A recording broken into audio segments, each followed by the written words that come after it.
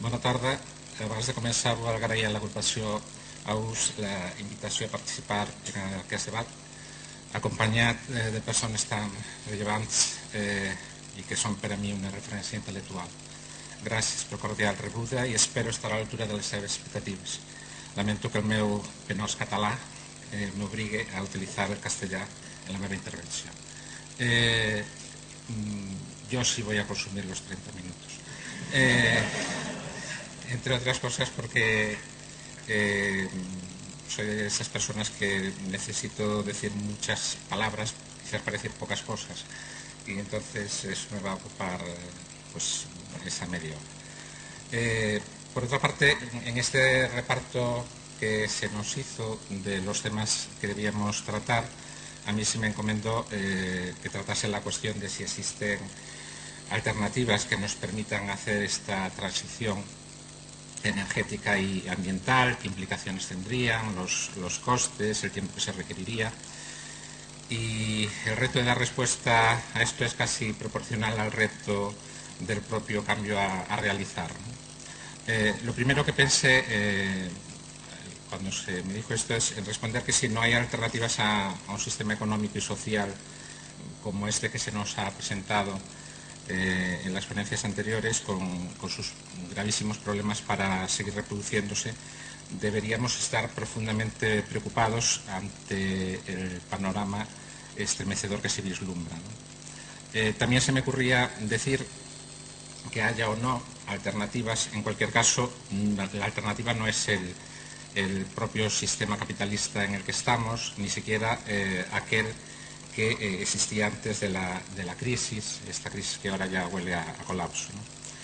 El capitalismo, en la fase actual de globalización productiva y financiera o en las fases anteriores, solo ha sido posible mediante una sucesión de acontecimientos que podríamos calificar de luctuosos, tales como la explotación creciente de la masa obrera en favor de unos pocos, el sometimiento de pueblos en todo el mundo y la agresión de sus culturas, el empobrecimiento miserable de muchos de sus habitantes, sobre todo de las mujeres, la destrucción de los tejidos sociales y económicos preexistentes para ser sustituidos por otros de carácter dependiente y la degradación ambiental de sus territorios y en ocasiones directamente la ejecución de prácticas genocidas.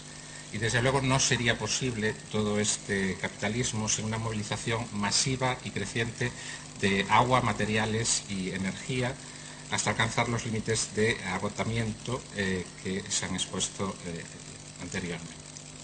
Los éxitos tecnológicos de nuestra sociedad, acompañados de esta economía capitalista, y la abundancia material de la que goza una parte de la humanidad o distintos grupos sociales, las mejoras sociales en una parte del planeta, desde luego no eliminan las sombras que han hecho posible precisamente todos estos avances y estos éxitos. Y desde luego considero que van intrínsecamente unidos, es decir, los éxitos también van acompañados de toda esa destrucción a la que me refería anteriormente.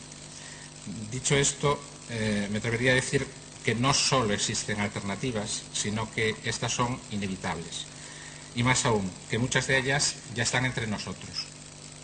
Hablo de alternativas en plural y no de una gran y única alternativa, porque creo que no existe ni es factible un programa único que aglutine todas las respuestas a los múltiples interrogantes y problemas que se nos presentan. Es más, cabría pensar que por el devenir de los acontecimientos al que se nos ha indicado en las presentaciones anteriores, puede acelerar ciertas respuestas y retardar otras sin que tengamos desde luego la certeza de cómo va a ser exactamente esta sucesión de acontecimientos. Por otra parte, las alternativas posibles entiendo que solo pueden nacer desde abajo de la sociedad y desde dentro de esta sociedad. Y esto supone que, naciendo desde abajo, pueden chocar con las dinámicas impuestas, los intereses creados, los poderes establecidos, etc., ralentizando su avance y obligando estrategias para presionar a favor de aquello que favorezca la transición o que no impida la transición. Y esas estrategias entiendo que tampoco deben huir de la confrontación, ya que esta va a ser inevitable.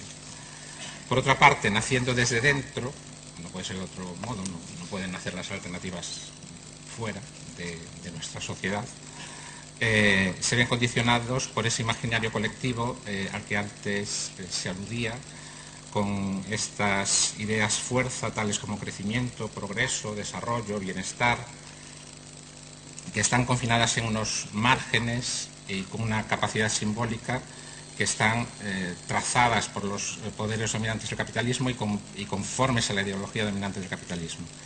Y esto supone que, como digo, naciendo desde dentro, surjan contradicciones que solo podrán ser superadas a través del debate y reflexiones continuadas y la creación, difusión y asolución de otros discursos, ideas y conceptos acordes con una sociedad postpetróleo y postcapitalista.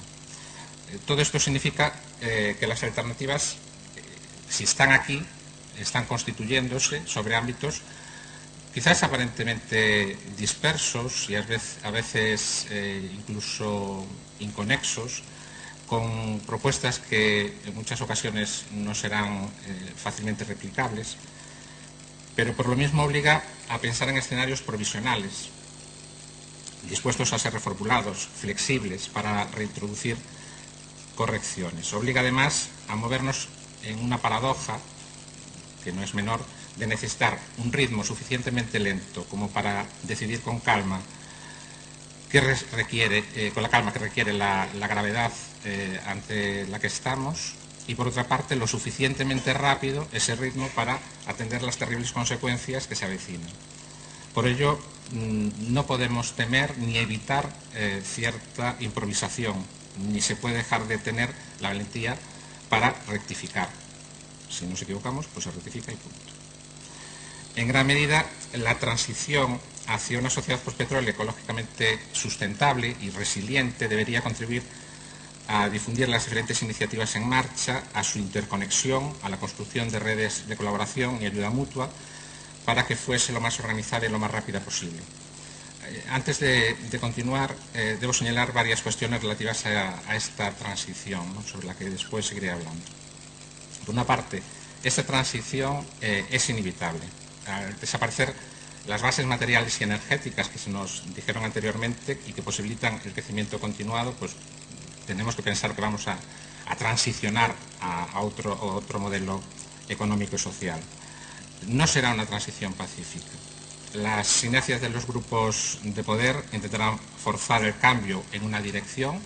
Antes, de alguna manera, se nos indicó una posibilidad por la que podría ir el camino de esta transición, que de alguna forma intentará mantener el statu quo, haciendo uso de medios cada vez más coercitivos y del ejercicio de la violencia institucional bajo su control.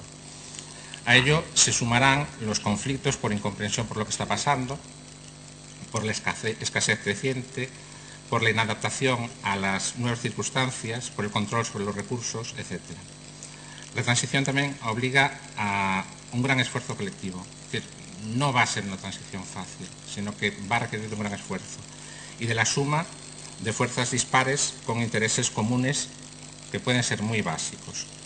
Por otra parte, si va a ser una transición, si debe ser una transición sustentable, resiliente, etcétera, deberá ser democrática en un sentido amplio. Es decir, sin posición de dominio en la toma de decisiones sobre la producción y el consumo, priorizando los beneficios sociales sobre los privados y con capacidad para decidir sobre el reparto de la producción y las inversiones sociales. Será, y ya se dijo varias veces, un cambio civilizatorio y no una simple reforma. La complejidad actual es inviable, con menos disposición energética. Por mucho que queramos mantener el grado de complejidad, eso va a ser imposible si no tenemos la cantidad de energía que tenemos en estos momentos. Los mercados globales, por otra parte, podrán colapsar, tal como los conocemos, y la creación de dinero vía crédito dejará de ser posible. Las megalópolis e incluso las grandes ciudades podrían alcanzar situaciones extremadamente críticas, y todo ello obliga a repensarlo todo, a reorganizarlo todo con nuevos parámetros. Por lo tanto, estamos hablando de un cambio de civilización. Esta transición debe basarse también en una organización social y económica que se ajuste a la disposición de recursos renovables, a su regeneración natural y a los límites de capacidad de autodepuración de los ecosistemas. En particular, los recursos energéticos renovables, que son los únicos que permitirán construir una alternativa energética menos dependiente y sustentable. Ahora bien, ya se dijo antes, aunque la solución pase por las energías renovables, no significa que la solución esté solo en avanzar en el uso de estos recursos, con menor disposición de recursos importados y con aquellos que se sigan importando más caros. Y si no alteramos el actual consumo energético, pues va a ser imposible ir en una creciente instalación de nuevas plantas de generación de energía a partir de fuentes renovables si la demanda crece a un ritmo mayor. Y por último, diría que obligará a repensar las relaciones entre los pueblos con criterios de igualdad y justicia. Antes ya se habló de la cooperación. Pretender mantener el modelo económico imperante en condiciones de escasez de recursos energéticos genera una tensión creciente para su control, y no solo para los energéticos, también podríamos decir, por ejemplo, para los materiales o para el agua. De hecho, ya tenemos cada vez más conflictos con todos estos recursos. A lo que habría que sumar el acaparamiento cada vez mayor de tierras productivas en todo el planeta, que tiene que ver con esa crisis alimentaria de la que también se nos habló, y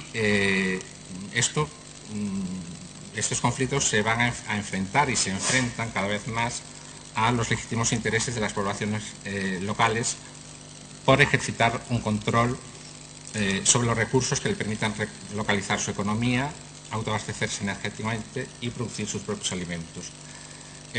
Y aquí la cuestión de la soberanía es algo que aparece muy habitualmente. Se habla de soberanía alimentaria, soberanía energética. De hecho, el concepto de soberanía, que muchas veces se tiene esgrimido con respecto a los recursos, por la cual habría una especie de soberanía universal que haría que esos recursos que existen, pues tendríamos todos derecho a acceder a ellos, y al final eso ha hecho que se den una serie de intervenciones por parte de países en favor de grandes conglomerados empresariales que se han apropiado de esos recursos, excluyendo y desposeyendo a las poblaciones que las venían utilizando o custodiando. Cada vez, previsiblemente, va a ser sustituido por una soberanía o por la reivindicación de una soberanía local sobre estos mismos recursos, ¿no? Y previsiblemente ello significará también, algo se ha apuntado, una reconfiguración de las fronteras mundiales y la necesidad de establecer nuevas normas de convivencia y colaboración. Decía antes que las alternativas estaban aquí y hablaba del carácter difuso. Quiero añadir ahora que a las alternativas a las que me voy a referir son alternativas que en muchos casos no nacen de una reflexión ni sobre la crisis, ni sobre el peak oil, ni sobre las consecuencias de la crisis, ni sobre las consecuencias del peak oil, ni cosa parecida. Algunas de ellas sí. Algunas de estas nacen de esa reflexión y son conscientes de todos los problemas que se avecinan. Forman, a estos que me voy a referir, por lo tanto, un conjunto heterogéneo, no siempre conscientes de sus intereses comunes, de la posibilidad de confluencia en algún aspecto, y sin embargo constituyen un entramado que, si es bien interconectado y fortalecido con procesos de colaboración, podría desembocar en un poderoso mecanismo para el cambio. Sin establecer ningún orden de importancia o prevalencia, voy a enumerar algunas de estas iniciativas, ¿no? Aquí estarían, por ejemplo, iniciativas de transición como las Transition Towns, la Transition Network, o las ciudades postpetróleo, los grupos por la sustentabilidad local, cooperativas de consumo, grupos de horticultura urbana, redes de semillas o bancos comunitarios de semillas, grupos de afinidad para la vida sin capitalismo, ecoaldeas, proyectos colectivos de retorno al campo, grupos interesados en la permacultura, bancos de tiempo, sistemas de moneda complementaria, centros sociales autogestionados, asociaciones de vecinos, círculos de resiliencia, asociaciones por la recuperación del saber y de los oficios tradicionales, escuelas populares, grupos decrecentistas, grupos ecologistas, grupos por la autogestión de la salud, grupos por la defensa de la sanidad pública, grupos por la defensa de la educación pública, grupos de lactancia materna, grupos de voluntariado social, sociedades recreativas y culturales, grupos de coaprendizaje y universidades populares, grupos de la conservación y recuperación de la cultura tradicional, comunidades de montes vecinales, no comunidades de montes, asociaciones de custodia del territorio, grupos de apoyo jurídico por el acceso a la tierra, organizaciones de base y grupos de inversores con las finanzas éticas, etcétera, etcétera, etcétera. Es decir, se están haciendo muchas cosas en distintos campos, como digo, a veces de una forma inconexa y muchas veces desconectada, pero hay muchas cosas que se están haciendo y que pueden dar lugar a experiencias que cobren una fuerza importante. En ocasiones las actividades de estos grupos tienen apenas una repercusión local, en otras ocasiones se ve que la repercusión es en un ámbito muy concreto, pero parece que no van más allá. En otras ocasiones, en algún momento aparecen y se conoce de su existencia, pero después parece que desaparecen. Pero no obstante, considero que ese sustrato puede dar lugar a colaboraciones y sinergias muy interesantes, dando lugar a nuevas iniciativas con los mismos protagonistas o en otros lugares. Todos tienen o pueden llegar a tener una preocupación que no coincide con los objetivos netamente capitalistas como el beneficio privado, la productividad, la rentabilidad, la competencia, etc., sino que introducen valores como el bien común, la ayuda mutua, la calidad, el buen hacer, el valor del saber, de la cultura, de las relaciones personales, de la vecindad, del cuidado, etc., ¿no?, que son más adecuados a una sociedad postpetróleo, sustentable y resiliente. Voy a poner varios ejemplos diferentes, aparentemente también inconexos. Uno, la lucha de Burgos en Gamonal. No pasaría de ser un conflicto local si no fuese porque hizo emerger varios elementos simbólicos con los que se identificaron muchas personas en distintos lugares. Uno, el cansancio por el despilfarro en el uso del dinero público. Por otra parte, el descrédito de unos representantes políticos que recortan ciertos servicios sociales mientras destinan presupuestos multimillonarios a cuestiones que pueden tener una importancia bastante menor o superflua. Además está el cuestionamiento de la identificación de la obra pública como una mejora social y una reconsideración del rango de importancia de las necesidades sociales. Ni la insistencia mediática que se hizo respecto al carácter violento de las protestas ha evitado que personas de toda condición en distintos lugares hayan de alguna forma tomado esa lucha y creado nuevos pequeños gamonales en distintos lugares que toman como referencia precisamente lo que allí sucedió. Otro ejemplo, la lucha contra la privatización de la sanidad pública en Madrid. La constancia y la fuerza de las manifestaciones y protestas y el triunfo final en los tribunales han hecho creíble que la conjunción de fuerzas por un objetivo concreto puede conseguir enderezar decisiones políticas. Y ello ha contribuido a insuflar ánimos en otros movimientos. También podríamos hablar, por ejemplo, de la plataforma antidesahucios, que no solo paralizó algunos de estos desahucios, sino que ha dado apoyo moral, ayuda material a diversas familias, ha obligado a que muchos jueces interpreten las normas de un modo menos mecánico y con una perspectiva más social, y han demostrado que interpelar públicamente a un cargo electo es un ejercicio plenamente democrático, tanto como votar cada 4 años. Su sí se puede, que es una declaración de intenciones, se ha convertido ya en un grito de guerra que se ha asumido en múltiples luchas y con distintos fines. Permítaseme incluir también 2 ejemplos, en este caso más personales, por experiencias personales mías en movimientos sociales en Galicia.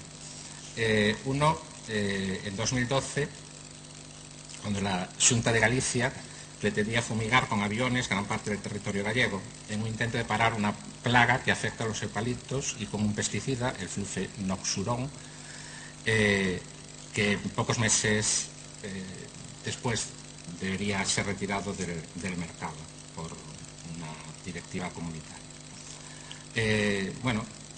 Después de unas noticias que llegan por casualidad a un colectivo ambientalista, este se puso en contacto con otros y en poco tiempo se organizó un encuentro que daría lugar a la creación de una plataforma contra las fumigaciones. Poco a poco se fueron uniendo los colectivos hasta alcanzar la cifra de 54, incluidos algunos no gallegos. Se consiguieron casi 100.000 apoyos a la campaña y las redes sociales de la Xunta se vieron colapsadas por mensajes alusivos a las fumigaciones en todas las noticias que se publicaban. Había desde grupos ambientalistas, sociedades juveniles, deportivas, grupos de consumo, cooperativas, sindicatos agrarios, apicultores, etc. Pese al oscurantismo que se llevó todo el proceso y la negación sistemática del gobierno gallego, se vieron obligados a rendir cuentas varias veces en el Parlamento, a hacer declaraciones en los periódicos, se enfrentaron a la negativa cada vez más generalizada a dar permiso por parte de los dueños de los montes y finalmente desautorizaron este tipo de fumigaciones. Fruto de esta lucha se fortalecieron muchos lazos entre los colectivos que participaban en esa plataforma, se amplió el alcance inicial de la plataforma hacia la lucha contra los plaguicidas y se colaboró en campañas similares a nivel europeo. Otro ejemplo, que nace en el 2013, a raíz de un conflicto minero por un proyecto de extracción de oro en una pequeña parroquia, Corcoesto, con pocos cientos de habitantes y una de las zonas más deprimidas de Galicia. Un par de colectivos ecologistas y algunos vecinos comenzaron a informarse sobre un proyecto con una tramitación administrativa que ya estaba avanzada. En pocos meses se pensó en reproducir el experimento de la plataforma contra las fumigaciones y se hizo una convocatoria para conocer si había otros conflictos similares en otros lugares de Galicia y la conveniencia de intercambiar información. De ahí nace la Red Contaminación, con 20 colectivos diversos que se unen para hacer una manifestación que reúne unas 15.000 personas, que sirve, entre otras cosas, para visibilizar de golpe el conflicto minero y da un giro radical en las propuestas programáticas de varios partidos políticos, de los de la oposición. La minería se convierte en un tema recurrente en la prensa escrita y es objeto de varios debates en el Parlamento gallego. Las universidades entran en el debate, la Comisión Europea acabará por verse obligada a la respuesta en una comisión del Parlamento Europeo y gracias a todo ello se consiguen paralizar definitivamente dos proyectos, los más avanzados, el de Alimia y el de Corcoesto. Debo decir que cuando se inició todo este proyecto, esas dos luchas las dábamos ya por perdidas. O sea, consideramos que eso ya estaba perdido. Lo que queríamos era ganar en el resto de los proyectos que venían detrás, pero esas ya las dábamos por perdidas. Y no ha sido así. Hoy, sin embargo, la lucha ya no es contra la minería a cielo abierto o el uso de cianuro, sino sobre la minería en general, sobre las economías basadas en el extractivismo, la ordenación del territorio, la ley del suelo, la prevalencia de los intereses agrícolas sobre los mineros, sobre la preservación de las especies de los espacios naturales, los valores culturales del territorio, etc. Muchas de las personas que hoy debaten sobre esto nunca habían participado antes en actos de este tipo ni habían acudido a ninguna manifestación. Pese a ser Corcoesto una zona deprimida, con paro y con una migración creciente, profundamente envejecida, resulta emocionante ver cómo las personas más ancianas se erigen en las mayores defensoras del territorio, en sus custodios y los más conscientes de la inconsistencia de un progreso prometido que se construye sobre una base no renovable, finita, en definitiva, y con graves secuelas ambientales. Y además se han establecido contactos permanentes con colectivos asturianos, latinoamericanos, rumanos, griegos. Sé que estos son ejemplos que se podrían ser vistos como anécdotas, pero si los pongo es porque me sirven para ilustrar algo que indicaba anteriormente. La capacidad de generar efectos sinérgicos al establecer conexiones entre colectivos que se unen para fines concretos, pero que pueden dar lugar al descubrimiento de nuevos intereses comunes, que a su vez sirven para un debate más general sobre nuevos modelos económicos y sociales alternativos. Esto ya está sucediendo en muchos lugares, desde abajo, sin que las instituciones parezcan hacer caso. De hecho, se hace imprescindible un cambio institucional radical, con nuevas instituciones, quizás menos estables, más flexibles, al tiempo que se debe ejercer presión sobre las existentes para cambiar el ordenamiento jurídico de modo que no sean prioritarios los intereses privativos de los grandes monopolios y sí los intereses sociales a la hora de explotar los recursos existentes, especialmente los energéticos y los alimentarios, dado su carácter estratégico cada vez mayor.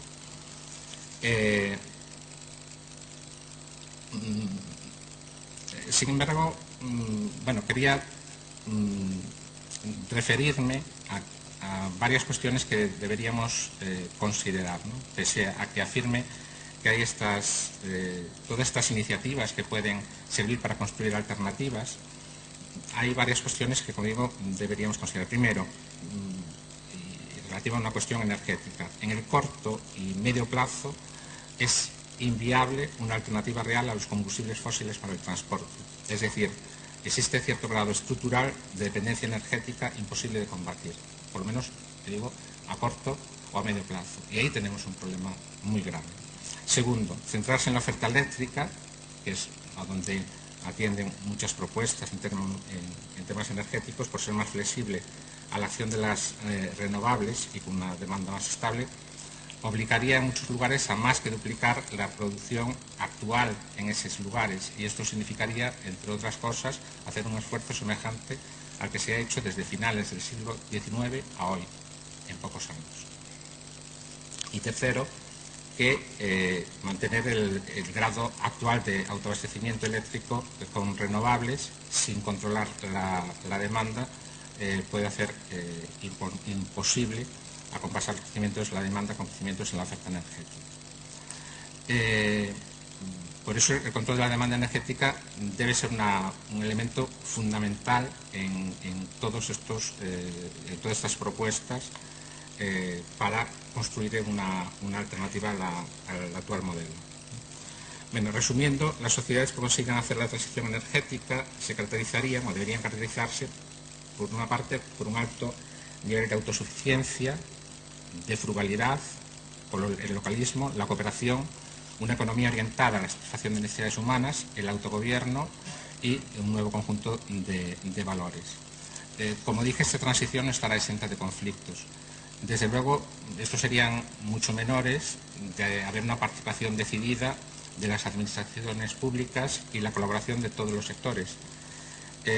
Muchas veces se arguye que esta transformación tan radical en el modelo energético y en el modelo económico no es factible técnicamente y que supondría un esfuerzo económico inasumible, ¿no? Por eso, simplemente voy a dar unos cuantos datos de un trabajo que se publicó hace pocos meses, que se llama El colapso es evitable, la transición energética del siglo XXI, que hace varios supuestos para tratar de ver cuáles serían los costes de esta transición. Supuestos que es importante tener en cuenta, porque si no tampoco se entenderá cuál es la propuesta final. Por una parte,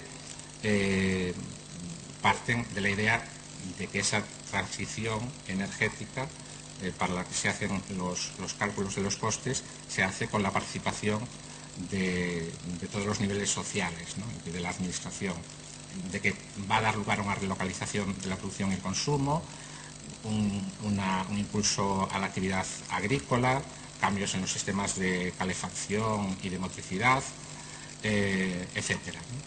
En esta propuesta se plantea una transición, es la transición que se propone, llevaría 35 años, del año 2015 al año 2050, suponiendo, trabajando con las hipótesis de que se iría reduciendo la disponibilidad de combustibles fósiles a un ritmo medio anual del 5%, y que la producción, que los precios subirían a un 5% y la producción bajaría a un 3% anual. Con estas premisas y con estas hipótesis se hacen las siguientes previsiones. El estudio está pensado para la Europa de los 28. Las necesidades energéticas de Europa en 2050 serían un 12% menores que en la actualidad. De no hacer nada, la factura exterior de combustibles fósiles, que debemos pagar por las importaciones en Europa, se multiplicaría por 5, alcanzando los 1,8 billones de euros en euros de 2013. Y el acumulado de esta factura en 35 años sería de 32,5 billones de euros.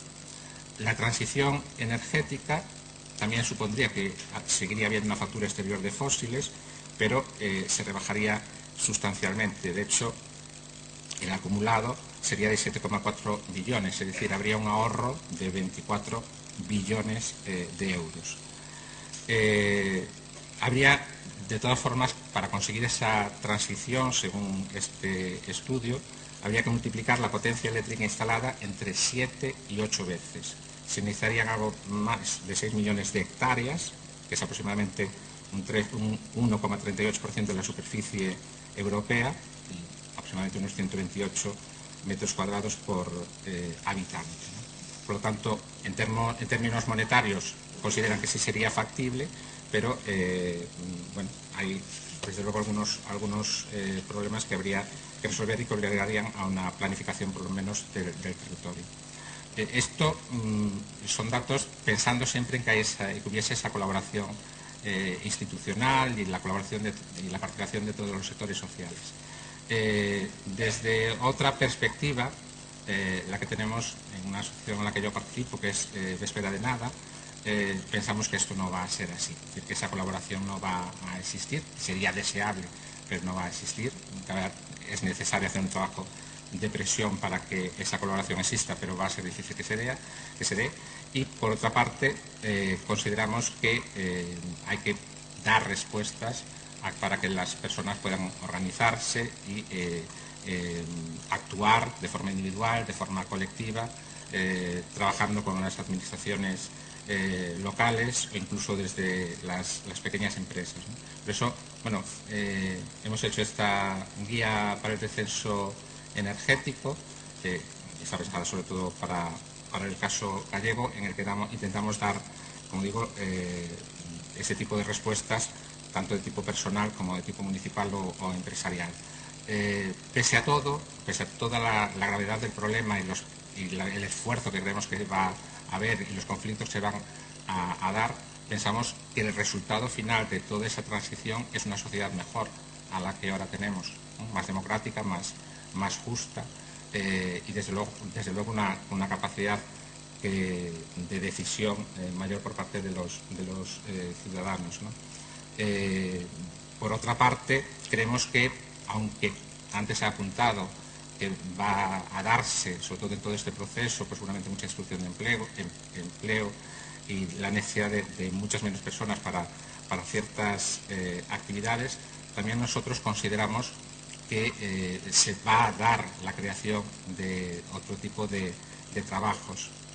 No sabemos si de empleos en el sentido en que ahora los entendemos, puesto que si estamos hablando de una sociedad postcapitalista no tiene que ser un empleo en el sentido en que ahora lo vemos, pero sí que van a surgir muchas actividades que serán necesarias para esta nueva sociedad. Pero bueno, lo dejo aquí porque ya alcancé la media hora y seguramente podremos ahora seguir con el debate. Gracias.